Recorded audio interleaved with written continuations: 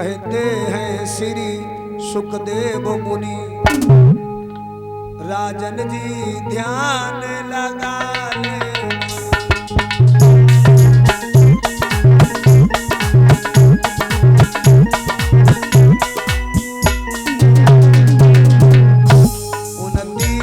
बंधु परमेश्वर के शरणों से प्रीति लगा ले।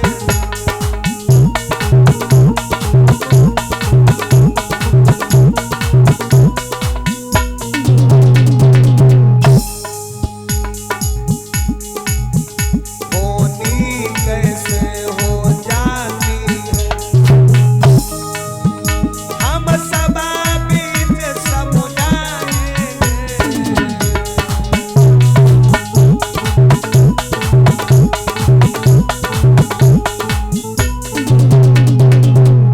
अरे समझना चाहो समझ लियो, बस इसीलिए समुदाय।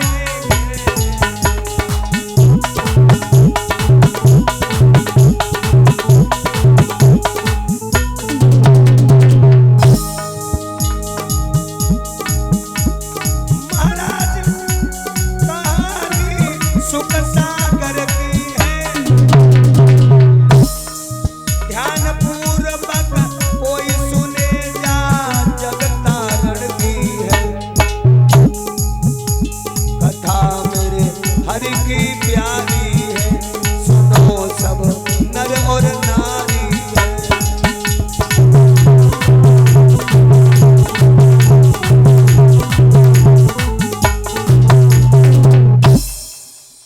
भगवान नारायण थे, नारायण के पुत्र हुए ब्रह्मा जी, और ब्रह्मा जी के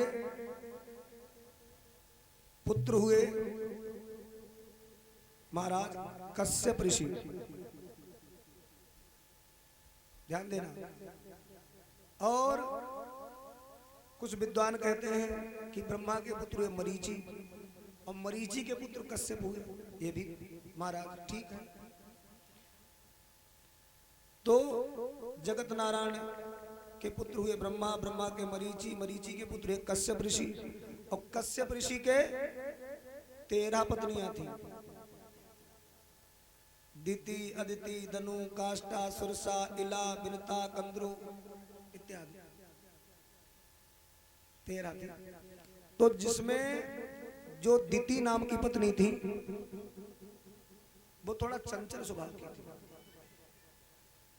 कैसा चंचल स्वभाव कि जब पति भजन पूजन में महाराज लगते तब उन्हें हंसी मस्करी आती, दैत्य बुद्धि की थी। ध्यान से सुनना। समय के साथ साथ समय गुजरता चला गया। एक दिन महामुनि परम ज्ञानी कश्यप ऋषि संध्या वंदन कर रहे थे। शाम को सूर्य अस्त हो गया तो वो स्नान ध्यान करके पवित्र होकर के अपने ठाकुर जी के सामने बैठ करके मंत्र जाप कर रहे थे। और तब तक जो दिति नाम की उनकी धर्मपत्नी आई और बोली, स्वामी जो भजन करने को मन ना है, आज हमारी कुछ अलग ही इच्छा है। तो उन्होंने कहा, देखो ये समय रति दान का नहीं है, ये समय बड़ा ही भगवान के ध्यान का उपयोगी माना गया है। ये संध्या का समय है, पूजन का समय है। लेकिन वे ना मानी। कहने लगी, हम तुमसे अपने दिल की बात नहीं कहूंगी तो भला किससे कहूंगी? तुम तो मेरे मन के राजा हो, तुम तो मेरे मन के मीत हो, तुम तो मेरे स्वामी हो। महामुनि कश्यप ऋषि ने कहा, देवी ये सारी बातें ठीक हैं, परंतु ये समय ठीक नहीं है। हर चीज का एक समय होता है।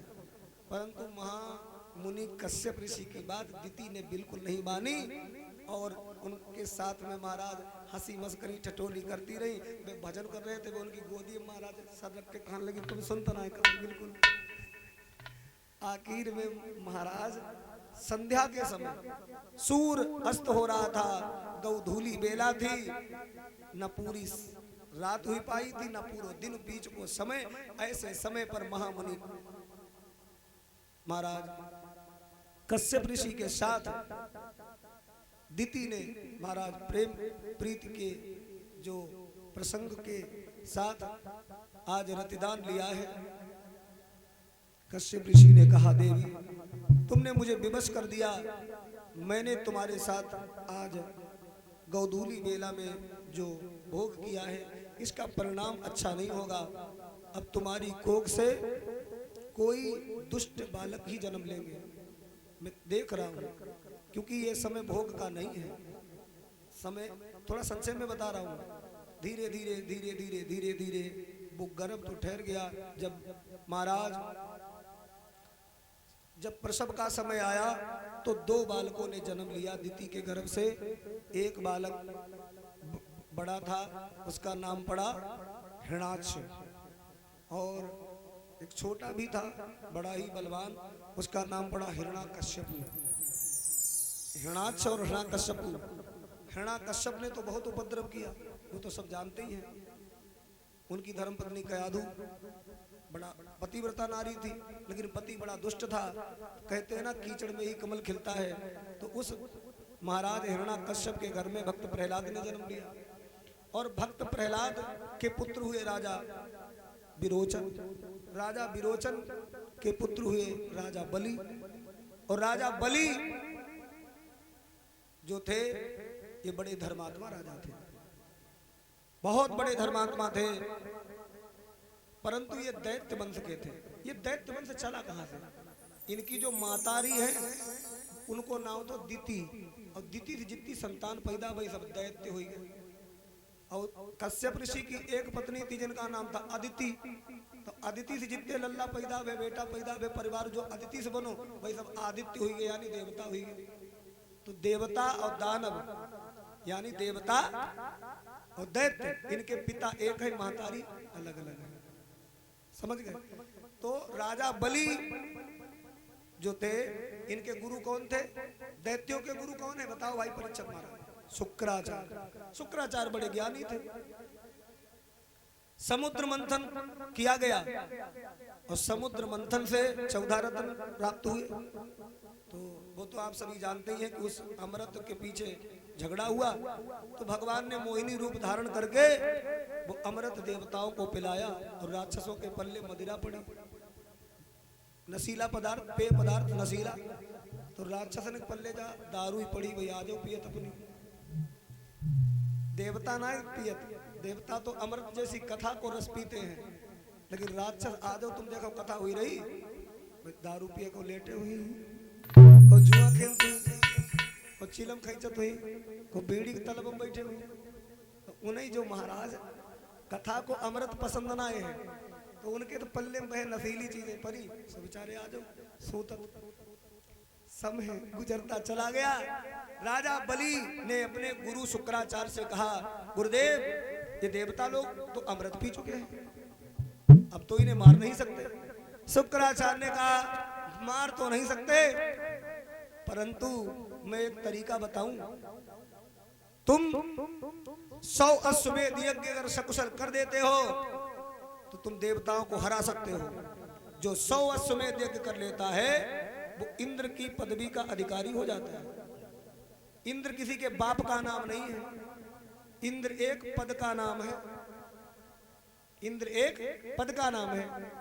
जैसे नाम हमारा रजनीश है और हम कथा कहते हैं तो लोग हमें कथावाचक कहते हैं। कोई शास्त्री जी कहता है, कोई व्यास जी कहता है, तो व्यास जी, शास्त्री जी, कथावाचक जी जो मेरा नाम थोड़ी है, या तो पदवी है, लोगों की तरफ से प्राप्त हो गई। तो इंद्र एक पद का नाम है, और इंद्र वही बन सकता है जो 100 अश्वमेध यज्ञ कर ले। शुक्राचार्य महाराज आचार्य बने और राजा बलि ने यज्ञ करने प्रारंभ कर दिए। धीरे धीरे धीरे धीरे महाराज हम आपको बताएं कि 99 अश्वमेध यज्ञ सफल कर दिए। अब तो देवताओं के राजा जो इंद्र हैं उन्होंने सोचा हमारा सिंहासन तो छिन जाएगा, अब मैं क्या करूं। और उधर शुक्राचार्य कहते बलि एक रह गया है, वो भी पूरा करो, स्वाहा स्वाहा स्वाहा। अब सारे देवता घबराए, ये त्रिलोकी का मालिक बन जाएगा, देवताओं के ऊपर हुक्म चलाएगा। सारे इंद्र जी, चंद्र जी, सूर्य जी, कुबेर सब घबरा गए और ब्रह्मा जी के पास में गए। पितामह यज्ञ रुकवाओ। ब्रह्मा जी ने कहा क्या कर रहे हो? अरे वो अच्छा कर्म कर रहा है, यज्ञ करना तो पुनीत का कार्य है। वो यज्ञ कर रहा है, अनुष्ठान धर्म कर्म कर रहा है, ऊंचे महाराज कर्म कर रहा है, और फिर भी तुम्हारी सब देवताओं की नानी मरी जा रही है, काहे को घबरा रहे हो? कहा नहीं पितामह, यदि ये यज्ञ सफल हो गया तो फिर मेरा सिंहासन मुझे मिल नहीं पाएगा। इंद्र जी, चंद्र जी, सूरज जी, अब कुबेर, ब्रह्मा जी और सभी जितने हैं देवी देवता क्षीर सागर पहुंचे। भगवान नारायण के सामने प्रार्थना करने लगे, हे मालिक, हे दया निधान, हे करुणा निधान, आप कुछ कर सकते हो। भगवान ने नेत्र खोले और कहा, इंद्र, ब्रह्मा, सुन लो मेरी बात। इस समय पर राजा बलि के ऊपर हो गई है गुरु जी की कृपा, और जिस पर गुरु की कृपा हो जाए, जिस पर हो गुरु की कृपा, गुरु हो मेहरबान तो चेला हो पहलवान। तो हम भगवान होकर के उसका कभी भी बाल बाका नहीं कर सकते, क्योंकि वो धर्म कर्म कर रहा है। नहीं प्रभु कुछ तो करो। भगवान ने कहा, लड़ करके झगड़ करके उससे नहीं जीता जा सकता है, परंतु हम तुम्हारा राज्य, तुम्हारा सुरक्षित रखने के लिए एक उपाय करेंगे। क्या? हम बामन बन करके जाएंगे, अवतार लेंगे पृथ्वी पर, और राजा बलि के उस यज्ञ में पहुंचकर कुछ दान की याचना करेंगे। भाइयों, सभी देवी देवताओं को यह मत बहुत भा गया। सब भगवान से कहते, थोड़ा जल्दी करो प्रभु, यज्ञ हो रहा है उसका। भगवान ने महाराज इधर धीरे धीरे धीरे धीरे पूरी योजना बनाई कि कहाँ मुझे जाना है। तो कश्यप ऋषि की ही धर्म पत्नी है जिनका नाम है अदिति। अदिति ने उस समय पयोव्रत किया, और पयोव्रत के परिणाम से परमात्मा को पुकारा और कहा, हे नाथ, आप मेरे पुत्र रूप में मेरे द्वारा अवतार लीजिए। उनकी भी बड़ी इच्छा थी, उनका भी भजन इसीलिए हो रहा था। भगवान ने जाकर के अदिति माँ के गर्भ से महाराज अवतार लिया, और बड़े बड़े ही नायब है, बामन अंगुल बने रहे। उसके बाद में भेष बदल करके बृहस्पति देव धराधाम पर आए, और बृहस्पति देव ने बामन भगवान का यज्ञोपवीत संस्कार किया, नामकरण किया, और सरस्वती मैया आई, उन्होंने महाराज एक पोथी दे दी है। बृहस्पति देव ने एक मंत्र कान में दे दिया, और एक माला दे दी, झोली दे दी। दिशाओं ने छत्र प्रदान किया, और सुंदर चरण पादुकाएं भी पहना दी। अच्छा, शिष्य को गुरुदेव जब मंत्र देते हैं, दीक्षा देते हैं, तो सन्यासी बनाते हैं, तो उससे कहते हैं कि 5 घरों की भिक्षा मांग करके लाओ, ब्राह्मण लोग कहते हैं, तब तुम्हारा जनेऊ यज्ञोपवीत होगा। और फिर तुम मेरे शिष्य बने हो, तो हम तुमसे 5 घर नहीं मंगवा रहे हैं, जाओ राजा बलि के द्वारे पर और जाओ, हमें त्रिलोकी की भिक्षा ला करके दो बामन। भगवान आज महाराज माला जपते हुए कुशा की चटाई बगल में दबाए हैं, और नन्हे नन्हे चरणों से महाराज चलते जा रहे हैं, छत्र लगाए हुए राजा बलि के उस यज्ञ की तरफ। ध्यान दीजिएगा। अरे मतवारी जाकी चाल बने बामन कृपा,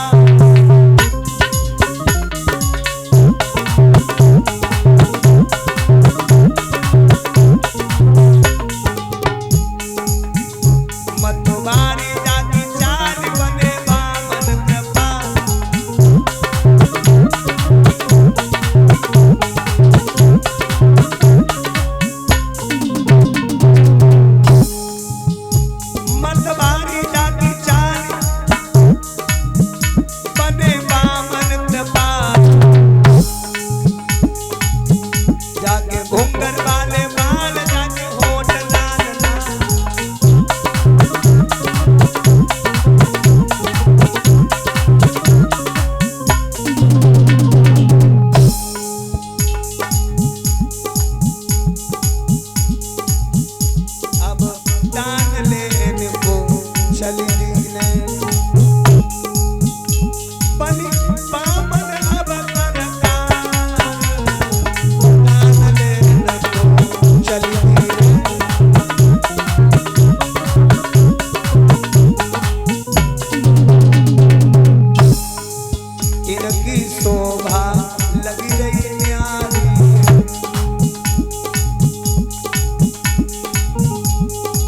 के तो चले ब्रह्मचारी।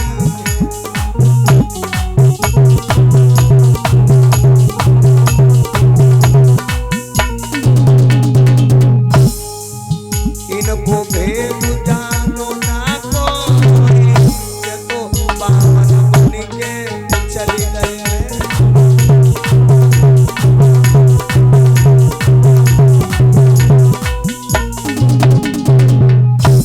चलते महाराज नन्हे नन्हे चरणों से, और सुनो इतने सुंदर लग रहे हैं, छोटे से हैं बिल्कुल, मुटुक मुटुक चलते चले जा रहे हैं, छाता भी छोटा सा लगाए हैं, माला भी जपते जा रहे हैं, और महाराज बड़ी शिखा है, यज्ञोपवीत भी धारण किए हैं, और घुंघराले बाल हैं महाराज, हैं सुंदर सुंदर होंठ हैं, संतरा जैसे,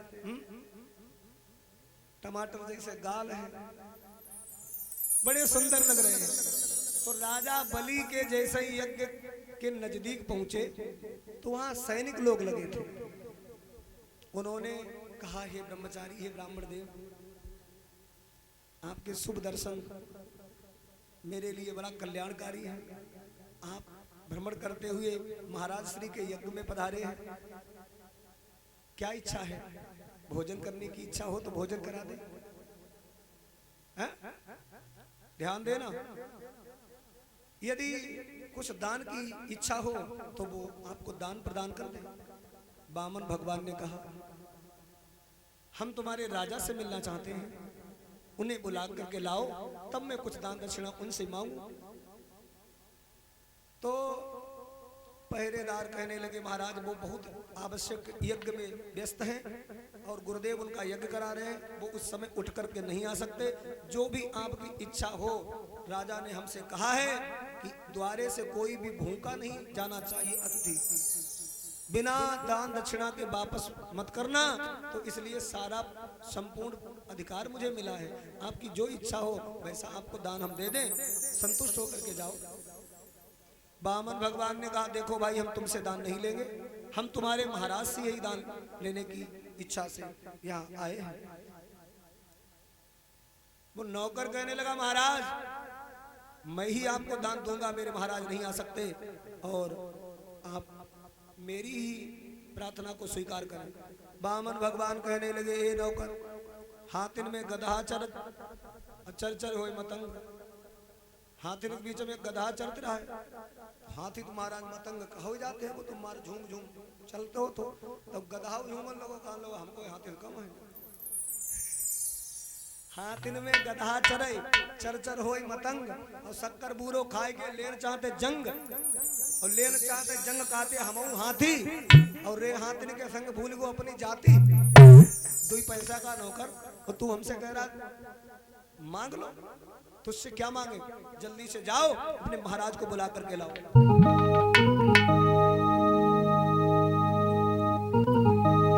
अरे दे दूं श्राप भस्म हुई जावे,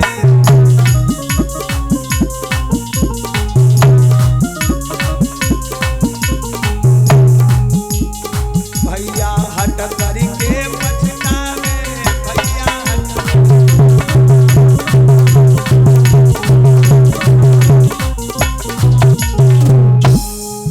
अपने राजा को जल्दी बुला लीजिए, बोले भैया महाराजा को जल्दी बुला लीजिए, बोले भैया।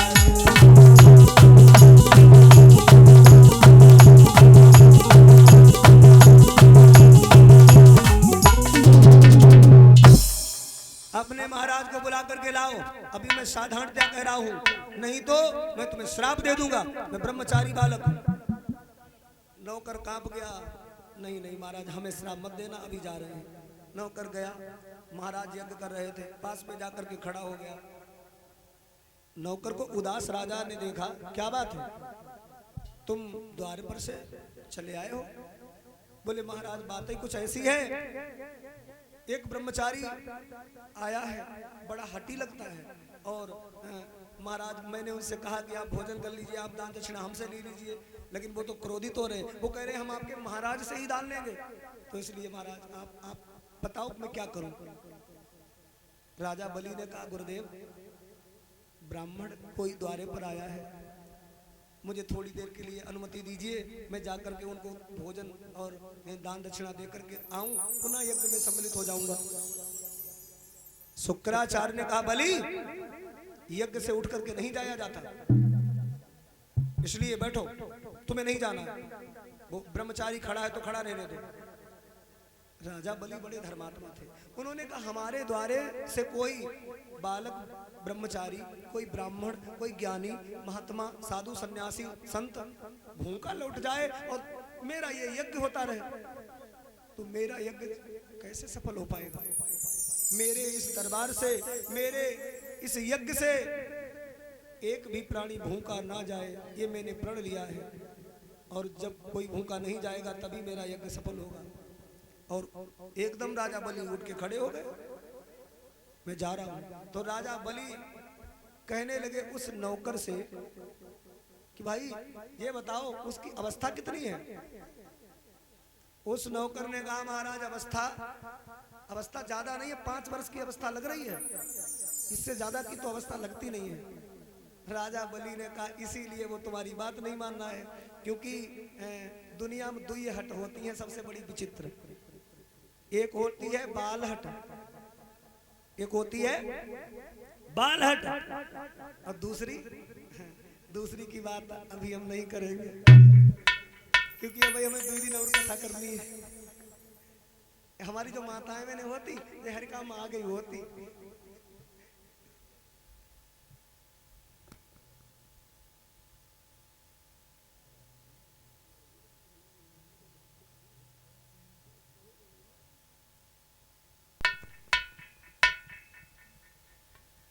एक होती है बालहट और दूसरी होती है त्रियाहट। ये माताएं बहनें जिस चीज पर महाराज अगर रूठ जाए तो वो करके ही मानती है। बालक को भी समझा नहीं पाओगे, क्योंकि बालक बुद्धि होती है, उसे इससे मतलब नहीं पिताजी की पॉकेट में कोई खर्चा पानी है कि नहीं, उसे जो चीज चाहिए वो बस रोएगा।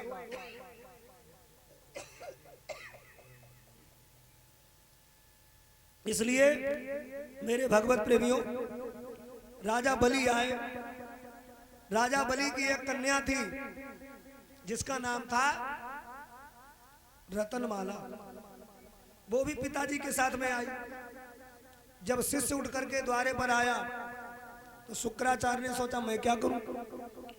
शुक्राचार्य भी चले आए, आकर के द्वारे पर देखा कि एक बामन स्वरूप में कोई खड़ा है। राजा बलि ने आकर के चरणों में शीश झुकाया है, क्योंकि राजा धर्म का पालन करता है।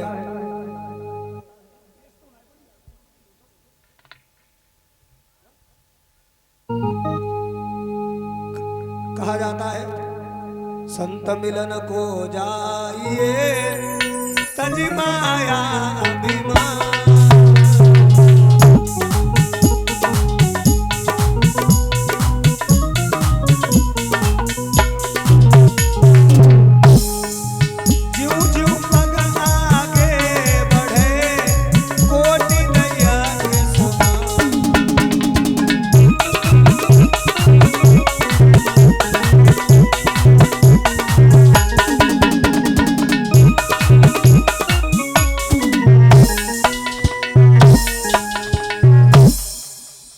संत मिलन को जाइए तज माया अभिमान, ज्यों ज्यों पग आगे बढ़े कोटि यज्ञ समान। राजा बलि ने ब्रह्मचारी बामन भगवान के चरणों में शीश झुका करके प्रणाम किया और कहा हे ब्राह्मण देव, आपकी क्या इच्छा है? महाराज क्या चाहते हैं? अरे बाबा बात बताई देव मन के,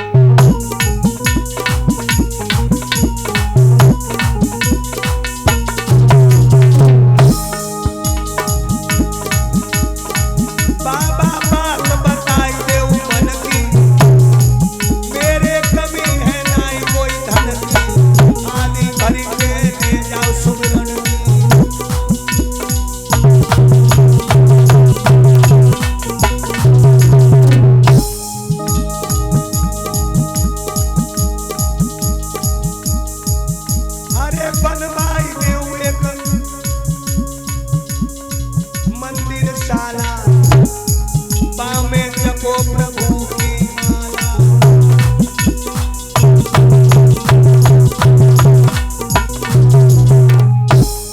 सब विधि से करूं तेरी राजी भोले बाबा जी। तुम जो मांगो सोई दे दूंगो भोले बाबा जी।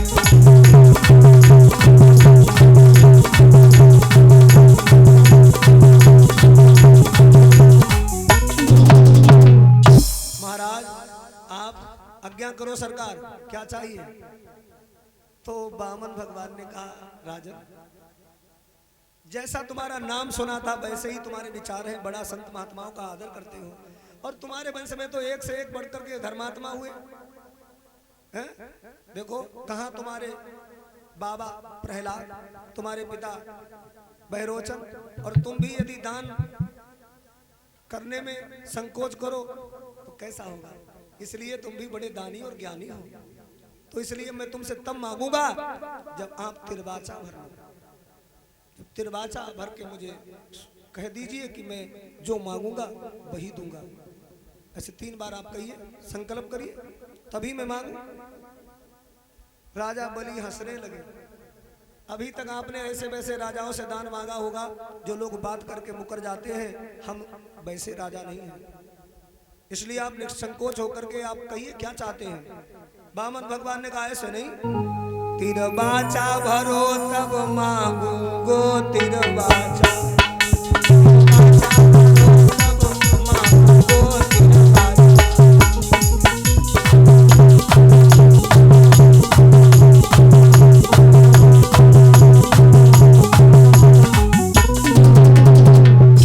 तिरबाचा भर के कहिए।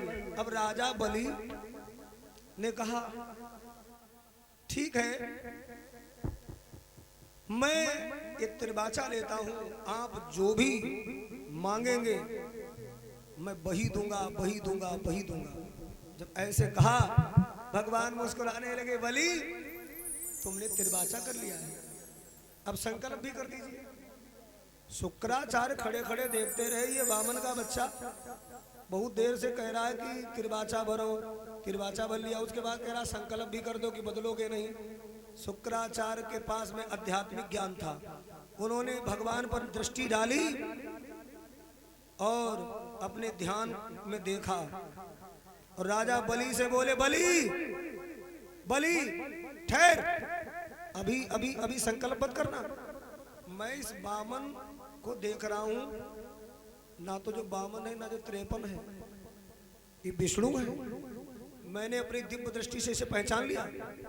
अगर तूने संकल्प किया इसके दान का तो जानते हो क्या करेगा? ये तेरा संपूर्ण राजपाट ले लेगा। भक्त बलि ने कहा, गुरुदेव ये विष्णु भगवान है। हाँ बलि, ये विष्णु है, ये छलिया है, संकल्प मत करना। तो बलि ने कहा, संकल्प ना करें गुरुदेव, अपने द्वारे से लौटा दे, मेरा अपयश होगा, इसलिए मैं अब तो दान इनको दूंगा, जो इनकी इच्छा हो वो मुझसे मांग ले, मैं संकल्प करने के लिए तैयार हूं। शुक्राचार्य बोले, अरे मैं तेरे लिए एक बात समझा रहा हूं कि तेरा संपूर्ण राज्य बच जाएगा, तू इसे संकल्प मत कर और कह दे मेरी देने देने की कोई बात नहीं थी, बाबा जी आगे बढ़ के मांगो। राजा बलि ने कहा, आप कैसे मेरे गुरुदेव हैं, आप हमसे अधर्म करा रहे हो। राजा बलि और गुरुदेव शुक्राचार्य में बहस होने लगी। शुक्राचार्य की जब बात नहीं मानी, ध्यान देना, शुक्राचार्य की बात राजा बलि ने नहीं मानी तो शुक्राचार्य अपने शिष्य को महाराज घूरने लगे, श्राप देने लगे। अरे मेरी बात नहीं मानना है, मेरा क्रोध बड़ा भयानक होगा। लेकिन फिर थोड़ा ठहर गए कि नहीं, श्राप नहीं देंगे, ध्यान देना, चलो अभी बताने की कोशिश करता हूं।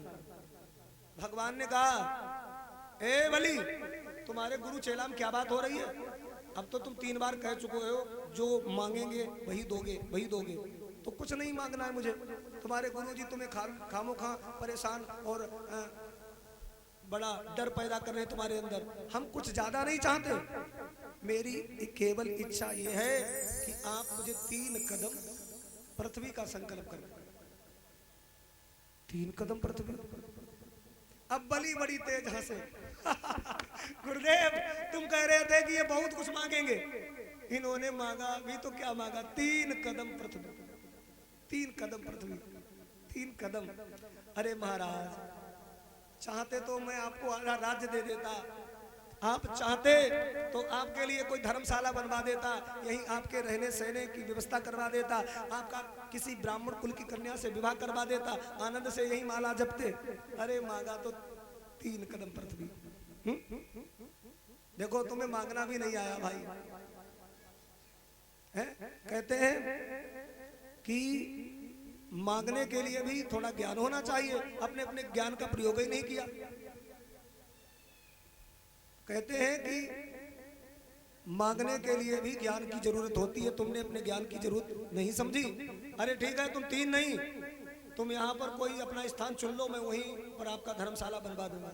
भगवान ने कहा देखो हम संतोषी ब्राह्मण हैं, ज्यादा हमें कुछ चाहिए नहीं, और 3 कदम पृथ्वी जो भी हम लेंगे वो भी अपने कदमों से नापेंगे। राजा बलि बोले कर लो बात। 3 कदम में इनके एक आसन बिछेगा नहीं, बढ़िया सा, और ये 3 कदम अपने पैरों से नापेंगे है? कहते हैं कि बामन बुद्धि के हो तुमने बुद्धि को भी विस्तृत नहीं किया, बामन ही रखा। 3 कदम पृथ्वी का। चलो तुम्हारी इच्छा यही है।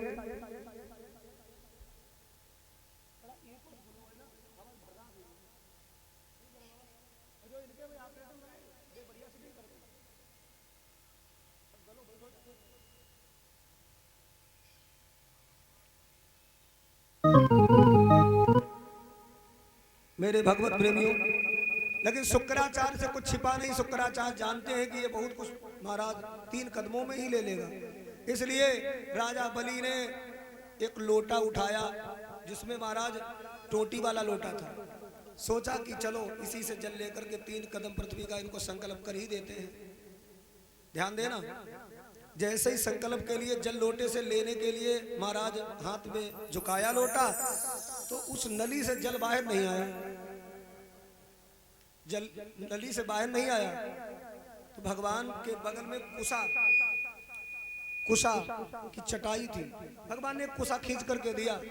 बलि कुछ कचड़ा फंस गया है मुझे लगता है नली में, इसे सफा करो।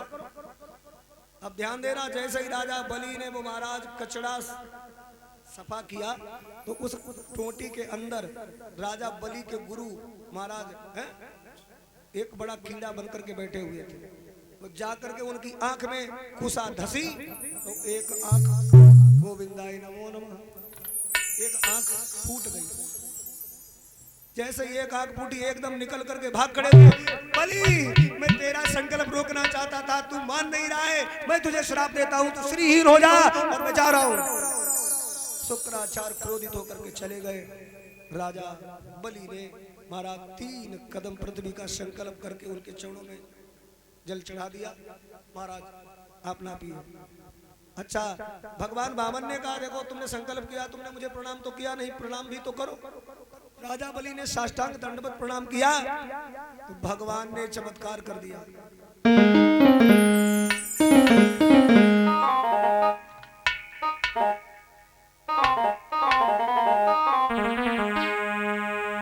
अरे विराट रूप में भगवान ने एक लीला नहीं रचाई।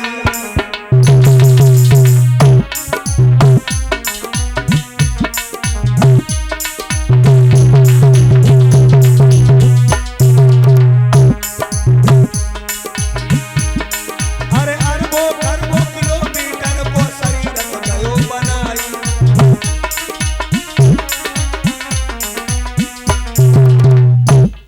बहुत भारी विशाल शरीर बन गया भगवान वामन का। अरबों खरबों किलोमीटर के भगवान महाराज लंबे हो गए। राजा बलि की कन्या ये सब देख रही थी। इसने पहले तो भगवान को देख करके मन में ये विचार किया था कि इतना सुंदर बालक मेरे पिता के यज्ञ में आया और मुझे अगर गोद में खिलाने को मिले तो खूब मैं खिलाऊं पिलाऊं इसे, हैं? लेकिन अब भगवान बड़े विशाल रूप में हो गए। राजा बलि ने जैसे ही देखा, भगवान का तो सिर कहीं नजर नहीं आ रहा है। भगवान ने एक कदम उठाया, सातों लोग एक ही कदम में नाप ले, अतल वितल सुतल तलातल रसातल पाताल, सातों लोग एक कदम। दूसरा कदम उठाया पूरे ब्रह्मांड को नापने के लिए। महाराज ब्रह्मलोक में चरण गया, ब्रह्मा जी ने चरण को धोया, परमात्मा का चरण है, धो करके कमंडल में रख लिया। वही तो विष्णुपदी माता गंगा जी है। महाराज तीसरे कदम में जो कुछ बचा वो सब आ गया, लेकिन वो तीसरा चरण पूर्ण नहीं हो रहा है। भगवान ने कहा बलि, तुम तो कहते थे कि मेरे पास बहुत बड़ी संपदा है, बहुत बड़ा राजपाट है? 3 कदम पृथ्वी के लिए बड़ा महाराज दान देते समय व्यंग कर रहे थे, अब ये तीसरा भी कदम पूर्ण करवाओ राजा बलि। राजा बलि ने कहा प्रभु, मैंने आपको पहचान ना पाया, गुरु जी ने मुझे बताया तो मैंने एक ही विचार अपने मन में किया। पहली बात तो ये मेरी सारी संपत्ति लेंगे नहीं, और यदि ये भगवान है तो फिर भगवान मेरे द्वारे पर आए, मैं बड़ा सौभाग्यशाली हूँ। मेरा है ही क्या जो मैं अपना समझ करके अपना रोकूं। भगवान का है, भगवान ले ले, क्योंकि तन मन धन सब तेरा, स्वामी क्या लागे मेरा, तेरा तुझको अर्पण। प्रभु अब ये शरीर बचा है, इस शरीर पर यदि आपका चरण मेरे मस्तक पर आ जाए तो ये तीसरा कदम आपका पूर्ण हो जाएगा। अच्छा ये बताओ, इतने लोग बैठे हो, धन बड़ा होता है या धन का मालिक? बताओ पंडित जी महाराज। मालिक, धन से मालिक 100 गुना बड़ा होता है। राजा बलि ने कहा अभी तो आपने मेरे राज्य को ही तो नापा है, अभी हम सुरक्षित हैं, ये तीसरा कदम मेरे महाराज सिर पर रख दीजिए। भगवान ने जैसे ही तीसरा कदम राजा बलि के शीश पर धारण कराया, राजा बलि के आंखों में आंसू बहने लगे। प्रभु, अरे इन चरणों को पाने के लिए ऋषि मुनि ज्ञानी ध्यानी विद्वान महात्मा एक जन्म नहीं कई जन्मों तक की तपस्या लगा देते हैं, परंतु आप उनको चरणों की रज तक नहीं देते। मैं कितना भाग्यशाली हूँ जो आपके चरण का स्पर्श मेरे सिर को प्राप्त हो गया। और ये सब देख रही थी राजा बलि की वही रतनमाला कन्या, उसको ये भाव लगा मेरे पिता की सारी महाराज दौलत नाप ली, सारा राजपाट ले लिया इस बामन बच्चे ने, अगर ये बच्चा मुझे कहीं मिल जाए तो मैं इसे जहरीला दूध पिला करके मार डालूं। भगवान ने कहा तेरा पिता तो बड़ा धर्मात्मा है, तेरा पिता तो बड़ा दानी है, उसने अपने शरीर को भी मेरे चरणों में समर्पित कर दिया, और तेरे अंदर राक्षसी बुद्धि है, तू मुझे जहर दे करके मारना चाहती है, जाओ तुम्हारी भी अगले जन्म में इच्छा हम पूर्ण करेंगे। बेई राजा बलि की कन्या रतनमाला अगले द्वापर युग में पूतना बन करके प्रकट हुई कंस के परिवार में। बोलो सच्चे दरबार की। भगवान ने कहा बलि, आए थे हम तुम्हें छलने के लिए, लेकिन तेरे प्रेम और तेरी श्रद्धा ने मुझे छल लिया। अब मैं तुझसे इतना प्रसन्न हूं बलि कि तू हमसे कुछ मांग ले, एक वरदान मांग ले। बलि ने कहा यदि वास्तव में प्रसन्न हो तो हमें एक वरदान ये दे दो, रहने के लिए स्थान दे दो, और हमारा जो भवन बने हम अपने भवन के 52 दरवाजे बनवाएंगे, और जिस दरवाजे से हम निकलें हमें आप ही दर्शन हो। प्रभु भगवान बोले ओहो, इसके मतलब हम तुम्हारे नौकर बन के रहें। अब पता नहीं तुम कितने खन कौन से गेट से निकली हो, हम होन खड़े मिले गदा लेके। तो बामन भगवान की बात को सुनकर के राजा बलि ने कहा जैसे हम ना बदले ऐसे आपो ना बदलो, वरदान दो हमको भी। भगवान ने कहा चलो ठीक है भाई। तो महाराज राजा बलि ने सुंदर भवन बनवाया, 52 दरवाजे, और भगवान वही महाराज पहरेदार बन करके गेट पर पहरा देने लगे 52 रूपों में। राजा बलि जिस गेट से आज उत्तर वाले गेट से निकल रहे तो कहते नहीं कल इस वाले गेट से निकलेंगे, नहीं अचानक इधर वाले। भगवान भागे भागे फिर रहे हैं, बस मेरा बलि को दिया हुआ वचन झूठा ना हो जाए। भक्तों ने भगवान को भी नचा दिया, देखो श्रद्धा तो हो भगवान को ऐसे महाराज नचाने की, भगवान तो प्रेम के वशीभूत है। धीरे धीरे महाराज महीना गुजर गया। अब भगवान लक्ष्मी नारायण लक्ष्मी के पास नहीं गए। लक्ष्मी को चिंता होने लगी, मैं क्या करूं, मेरे पतिदेव नहीं मुझे प्राप्त हो रहे हैं। हे नारद, मुझे कुछ रहस्य बताओ, मेरे स्वामी कहाँ हैं? नारद जी ने कहा, माता तुम्हारे पति की नौकरी लग गई। काहे की नौकरी? अरे चपरासी की। चपरासी की नौकरी तो धन कमाने के लिए की जाती है। अरे जब मैं उनकी साक्षात पत्नी हूँ लक्ष्मी, तो उन्हें धन की क्या जरूरत? कहाँ है? कहा राजा बलि को छलने गए थे, अब वहीं राजा बलि के प्रेम जाल में फंस करके पहरा दे रहे हैं। माता लक्ष्मी बोली, नारद कोई उपाय बताओ जिससे मैं अपने पति को वहां से ला सकूं। कहा कि ठीक है मैया, अगर चल करके श्रावण मास में रक्षाबंधन का समय आ रहा है, राजा बलि के कोई बहना नहीं है, तो इसलिए तुम्हें जाना होगा। यदि अपने पति को प्राप्त करना चाहती हो तो रक्षा सूत्र लेकर के जाओ। 2-4 महीने पहले से ही पहुंचो वहां। तो पति की चाह में आज देवी लक्ष्मी उन्हें पलकी न देर लगाई है, नहीं कमला बन के आई है।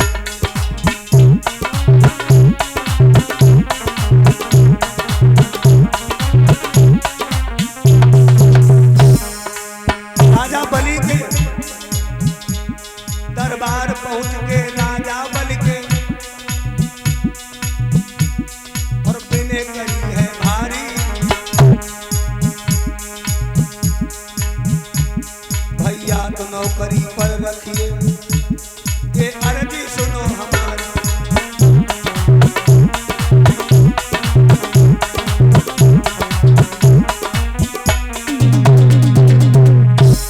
महाराज बलि को दया लगी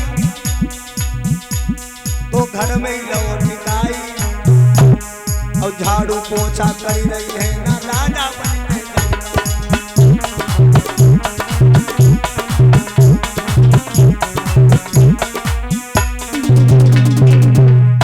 लक्ष्मी आई और राजा बलि के दरबार में, भैया भैया मेरे कोई कमान वालों ना है, मेरे घर में कोई खर्चा महाराज देने वालों ना है। कहा भैया हमें कोई काम मिल जाई। भेष बदल के आई। कहा नाम क्या है तुम्हारा? कहा लगी नाम हमारो कमला है। तो कमला क्या क्या करोगी हमारे घर? तुम्हारे यहाँ झाड़ू पोछा कर दूंगी, रसोई बना दूंगी, और भैया भैया भैया मैं तुम्हारी बहन के समान हूँ, मुझे आप रख लीजिए। राजा बलि को दया आ गई, रख लिया। अब देखो राजा बलि को नहीं मालूम है कि साक्षात वैकुंठ की लक्ष्मी मेरे घर आई है। झाड़ू लगाई रही, पोछा लगाई रही, भोजन बनाई रही, और जब से लक्ष्मी आई है राजा बलि के घर में, दिन दूने राज चौगुने तरक्की हुई रही है, धन दौलत की कमी ना है। अरे जिसके यहाँ लक्ष्मी झाड़ू लगावे, लक्ष्मी पोछा लगावे, उसके घर में कोई चीज कमी होगी? मेरे भैया समय बहुत गुजरता चला गया और बड़ा स्वादिष्ट भोजन बना करके भैया को खिलाती, भैया भैया कहती है। धीरे धीरे समय गुजरा, श्रावण का महीना आया। श्रावण का महीना आया और राजा बलि प्रेम पूर्वक महाराज रहते ही हैं। एक दिन का समय कि लक्ष्मी ने अपने भैया राजा बलि को तो भोजन करा दिया, अब बाद में भोजन सुंदर सजाई की थाली द्वारे पर गई और जाएगी पहरेदार से मिली, कहने लगी तुम्हारे कारण आज हमें 2 महीना हो गया झाड़ू लगाती है, तुम्हारे कारण हम झाड़ू लगाए रही हैं, और जल्दी चलो यहाँ से कैसे निकले। भगवान ने कहा कैसे निकले देवी, हैं? अब यहाँ वचनबद्ध है, यहाँ से जा नहीं सकते। लक्ष्मी ने कहा चिंता ना करो, हम इसीलिए आए हैं, रक्षाबंधन आ रहा है आगे, और तुम्हें ही मांगूंगी मैं। जब वो मुझे कुछ कहेंगे देने के लिए नेग, तो मैं तुम ही को मांगूंगी। आज भोजन अपने हाथों से पहरेदार को खिलाया। राजा बलि ने एक दिन देख लिया, ए बहन इधर आओ, ये पहरेदार से तुम्हारा क्या संबंध है? मुझे लगता है कि अब 1 महीना हो गया, धीरे धीरे 2 महीने बीतने वाले हैं, तुम्हारा कुछ हमें चाल ढाल ठीक नहीं लगता। पहरेदार से नहीं मिलोगी। हाँ, ध्यान देना। धीरे धीरे लक्ष्मी कहने लगी भैया मुझसे गलती हो गई, मैं नहीं जाऊंगी। अच्छा, राजा बलि उसी दिन महाराज बड़े उदास हो गए जिस दिन महाराज उनके कोई बहन रक्षा सूत्र बांधने नहीं आई। रक्षा बंधन के दिन बड़े उदास है राजा बलि कि मेरी कोई बहन नहीं है। और भाइयों, जिन बहनाओं के भैया नहीं होते वो उस दिन पर बहुत दुखी होती है कि मेरा भी कोई भैया होता। जिन भाइयों के बहन नहीं होती वो उस दिन जरूर सोचते हैं। राजा बलि के पास में लक्ष्मी देवी गई, एक महाराज सूत्र कलावा लेकर के, और कहने लगी भैया यदि आप मुझे दिल से बहन मानते हो तो मेरे द्वारा राखी बंधवा लो। बलि ने कहा बहन तेरे भी कोई भैया नहीं है, मेरी भी कोई बहन नहीं है, आज से हम तुम भाई भाई तो हैं ही, आज तुम ही ये रस्म पूरी कर दो।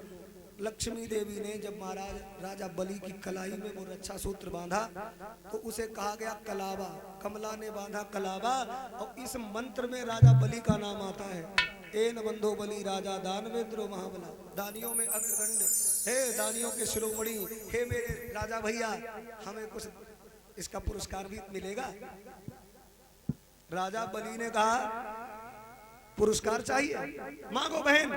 मेरे कोई बहन नहीं है, तुम मेरी बहन बन करके आज तुमने उस दुख को महाराज उत्साह में बदल दिया। मेरा भी हृदय पवित्र है, मैं तुम्हें बहुत कुछ देना चाहता हूँ, मांगो क्या चाहिए। भैया बदलोगे तो ना? राजा बलि ने कहा बहन नहीं बदलूंगा। तो लक्ष्मी देवी ने कही भैया वो पहरेदार है, आपको भैया मैं दे दे। क्यों? अच्छा, पहरेदार से तुम्हारा क्या संबंध है? कहने लगी पहरेदार से हमारा संबंध, ये मेरे स्वामी हैं। स्वामी? अरे वो तो मेरे भगवान नारायण हैं। तो लक्ष्मी बोली हम कोई गैर थोड़ा है, हम उनकी धर्मपत्नी लक्ष्मी है, तुम्हारे घर में झाड़ू पोछा कर रही इन्हीं के कारण। राजा बलि कहने लगे वाह, यदि तुम मेरी बहन हो तो पहरेदार हमारे जीजा है, तो जीजा से हम कैसे पहरा लगवा सकते? तो जाओ बहन, आज से हम तुम्हें तुम्हारे पति वापस देते हैं। और भगवान मुझे क्षमा करना, हे देवी लक्ष्मी बहना, तुमने मेरे घर में झाड़ू पोछा किया इसलिए मैं बहुत दुखी हूँ, ऐसा तुम्हें नहीं करना चाहिए था। लक्ष्मी देवी ने कहा जिस घर में मेरे पति नारायण की पूजा होती है उस घर में मैं झाड़ू लगाने के लिए भी तैयार हूँ, क्योंकि भगत के बस में है भगवान।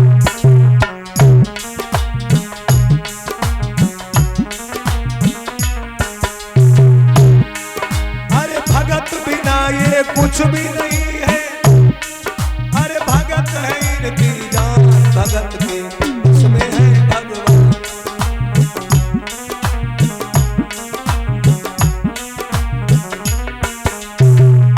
भगत के बस में है भगवान।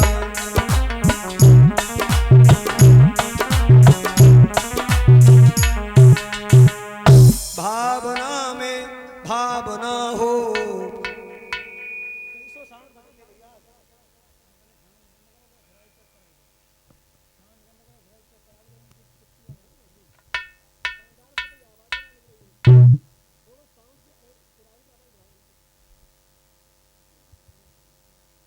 ध्यान देना। भाव के बस में है भगवान, भाव नहीं तो कुछ भी नहीं है, है? भाव ही है भक्ति का सार, इसीलिए भगवान को भाव से ही पुकारा जाता है। देखो एक गांव में एक पत्नी आई पढ़ी लिखी, तो उसके पति जो थे वे बेचारे 4-5 भाई थे और सबसे वे छोटे थे, तो पूरे दिन बेचारे गोबर ही डालते रहता है, झाड़ू पोछा भैंसने सानी पानी जो है सब करते रहता है। और बड़े भैया भाई महाराज बढ़िया सूट पहने के अपने बालन में तेल डाल के बढ़िया पोशाक बनाए के बाजार चले जाए और जो कुछ लाम है घर में पटक दें और हिसाब बनाई दें। तो पत्नी जाकर अच्छा जे बड़े भैया ही राजा साहब बने बने घूमो तो तुम गोबर डाल ले, तुम बाजार नहीं जा सकत। तो वो का बोलो हम बाजार का करें जाए, हमें कोई भाव नहीं कर मिलते, हमें कोई चीज खरीद ना मिलती। तो कहा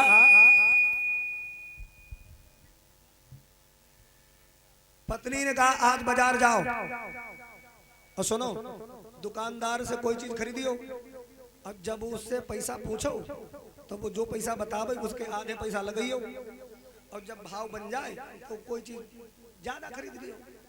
तो जिंदगी में आज मैं पहली बार बाजार गए, जाए के पुराने जमाना की बात, एक छाता पसंद, बोले भैया ये छाता कितने का है? तो दुकानदार ने कहा ये 20 रुपए का है। 20 रुपए का? तो उन्हें वह पत्नी वाली बात याद आई गई, पत्नी ने कह रहा याद है पैसा लगाइए, तो उन्होंने कहा 10 रुपया दे।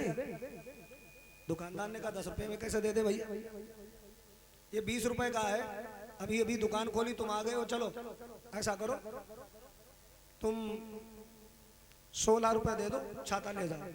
तो कहा लो को 16 रुपया, तो 8 रुपया दी। अरे उसने कहा 8 में कैसे दे दे? अरे भाई अगर तुम्हें लेना ही हो चलो हम ज्यादा तुमसे कुछ बहस नहीं करेंगे, अभी अभी दुकान खोल पाई है, और तुम ऐसा करो 14 रुपए दो छाता ले जाओ। तो वो कहा लो 14 रुपए, तो 7 रुपया दी।